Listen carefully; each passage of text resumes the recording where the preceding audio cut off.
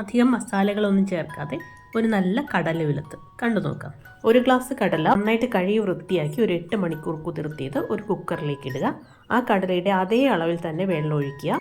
3 പച്ചമുളക് അരിഞ്ഞതും ഒരു സവാളയും 2 തണ്ട് കറിവേപ്പിലയും ആവശ്യത്തിന് ഉപ്പും ചേർത്ത് ഒരു 4 വിസിൽ വരെ മീഡിയം ഫ്ലെയിമിൽ വേവിച്ചെടുക്കുക. ഇനി ഒരു മൺചട്ടിയിൽ ഒരു 3 സ്പൂൺ എണ്ണ ഒഴിക്കുക. ഒരൽപ്പം കടുക് ചേർക്കുക. ഒരു 15 ഉള്ളിയോ ഒരു സവാളയോ ചതച്ചത് ചേർത്ത് നന്നായിട്ടൊന്ന് വഴറ്റി കൊടുക്കുക. അതിലേക്ക് ഒരു വലിയ കഷ്ണം ഇഞ്ചിയും ഒരു 3-4 വെളുത്തുള്ളിയും ചതച്ചത് ചേർത്ത് കൊടുക്കുക. ഒരൽപ്പം കറിവേപ്പിലൂടെ ചേർക്കാം.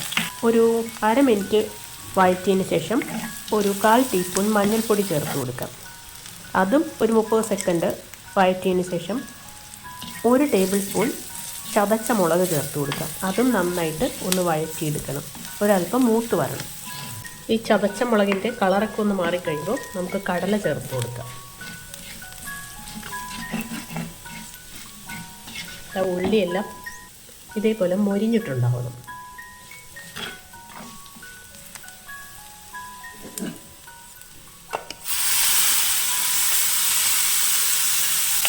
കടലയിൽ ഉപ്പ് കുറവുണ്ടെങ്കിൽ അത് ആവശ്യത്തിന് ചേർത്ത് കൊടുക്കുക.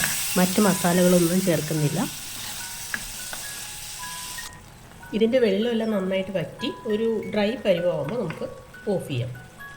പുട്ടിൻ്റെ കൂടെ കഴിക്കാൻ നല്ല അടിപൊളി ടേസ്റ്റാണ്. നല്ല സോഫ്റ്റ് അരിപ്പുട്ടാണെങ്കിലുണ്ടല്ലോ നല്ല രുചിയാണ്.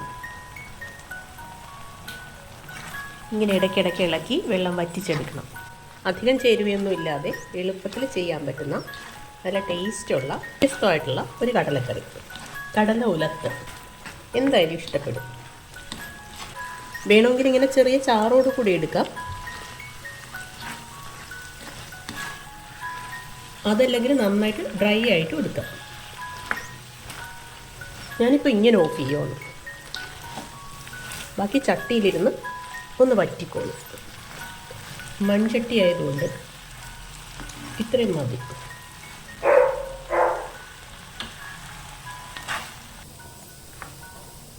ഇതിപ്പോൾ ഒരു 5 മിനിറ്റിന് ശേഷമാണ് വെള്ളമെല്ലാം വറ്റി നല്ല കറക്റ്റ് കടല ഉലത്ത് റെഡി.